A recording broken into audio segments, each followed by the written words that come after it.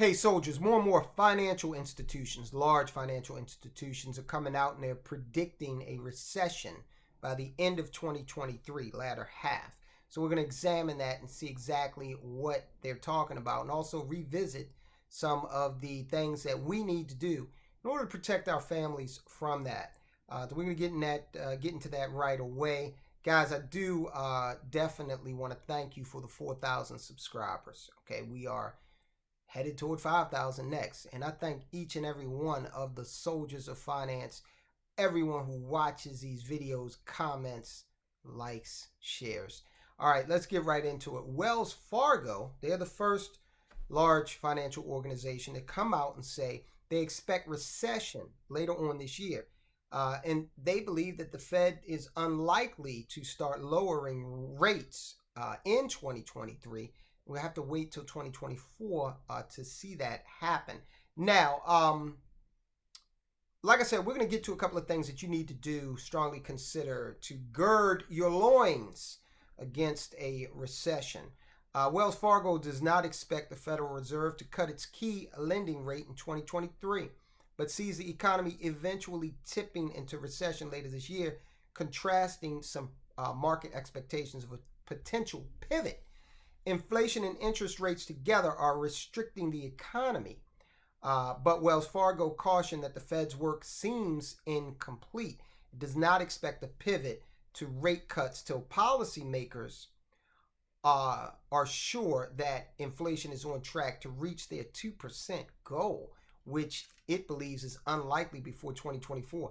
Listen, let me tell you something. Unless they're doing a hellified manipulation of the numbers, I don't see how they can expect 2% inflation from where we are now by 2024.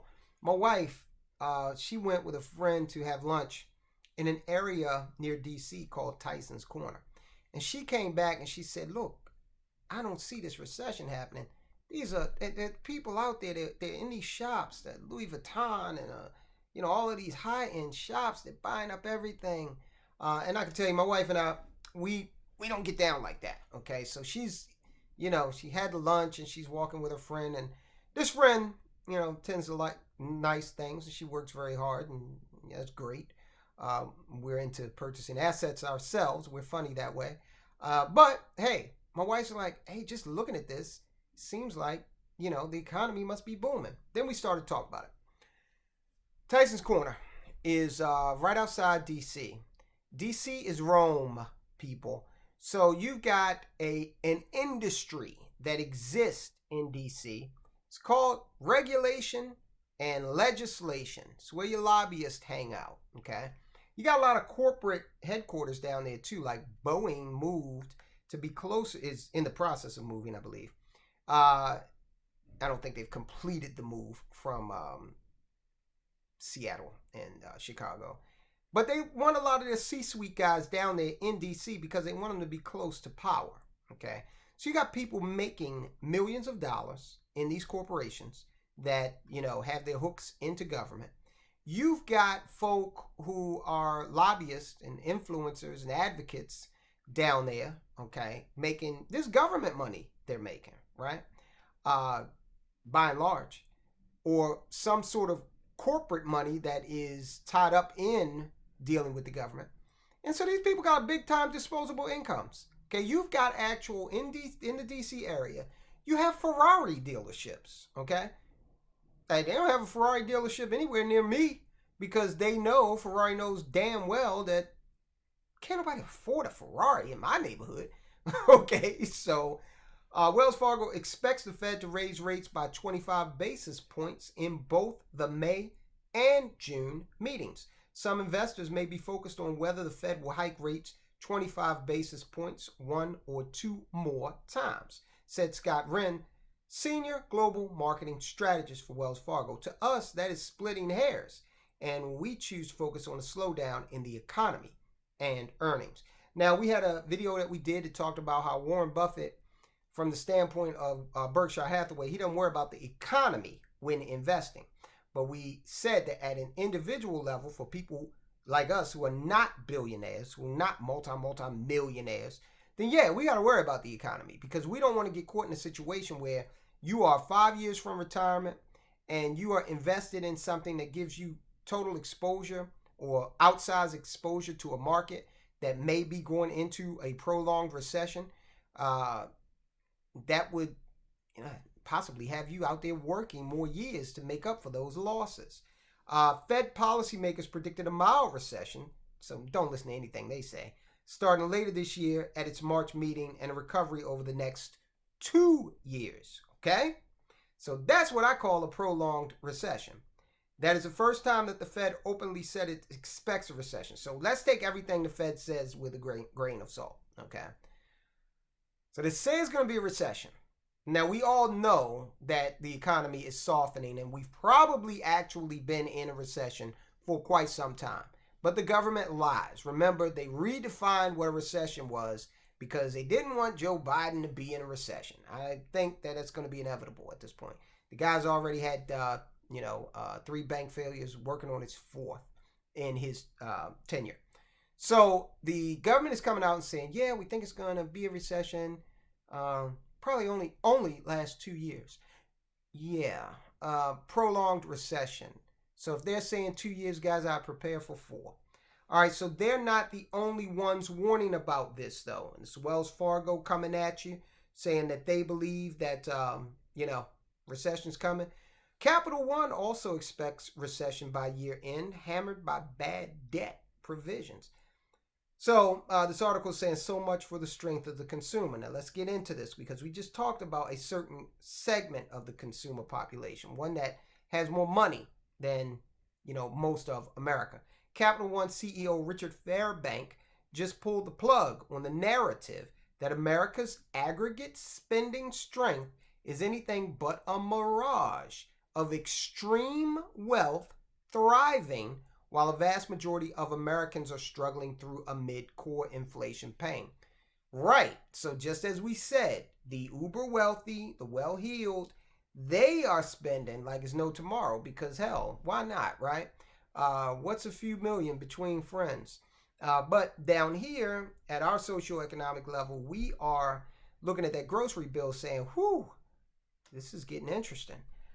Americans have been leaning on their credit cards to make ends meet. We see that there's a hell of a disparity between wages and inflation. But now Capital One CEO has pointed out the delinquency rate for customers at least 30 days late on payments rose 134 basis points from 1 year earlier to 3.66%. Reaching the highest level since March of 2019. So see, they've got a little, leading indicator here.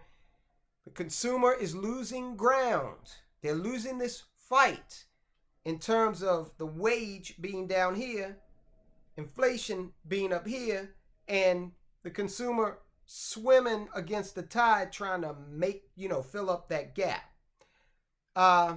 It's going to get worse. So says Capital One, as charge-offs, the rate at which banks take on losses for debt they no longer believe will be paid off, charge-offs haven't yet caught up to the delinquencies.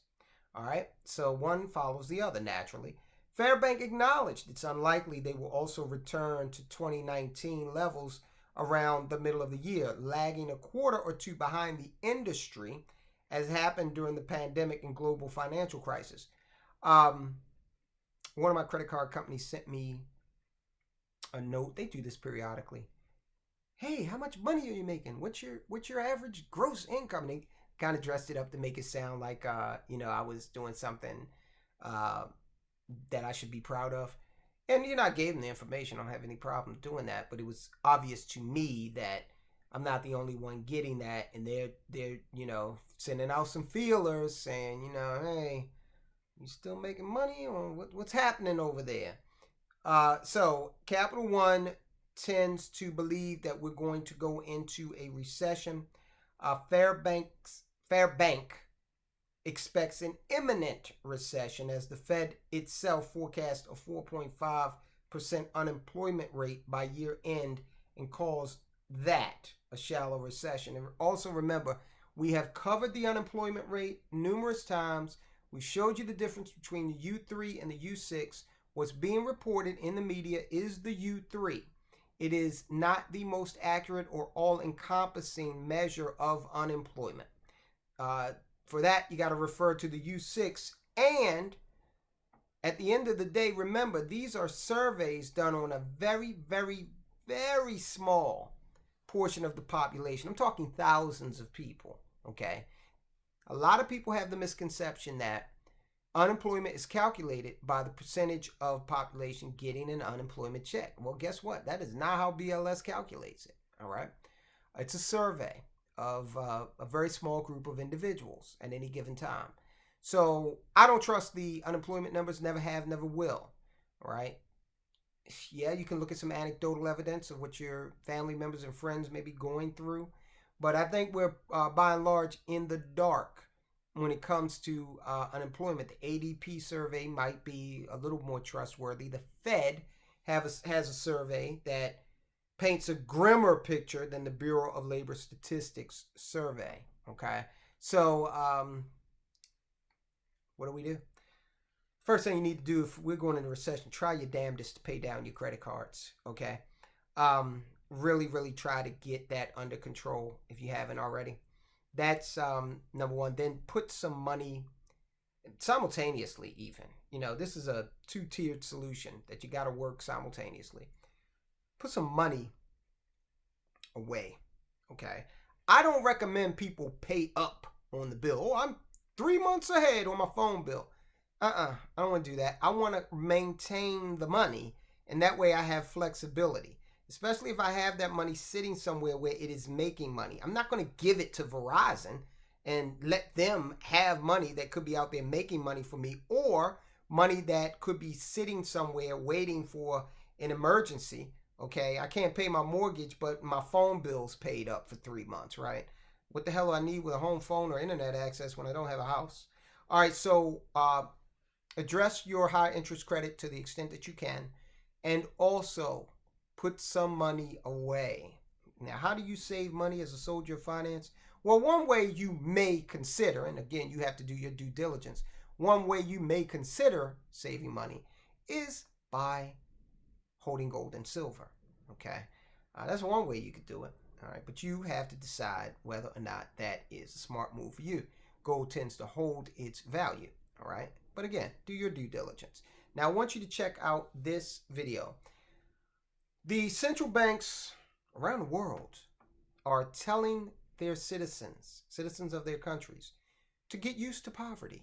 All right, new paradigm, new world. We're talking about in the West. All right, we're not talking about countries that are outside the traditional prosperous West.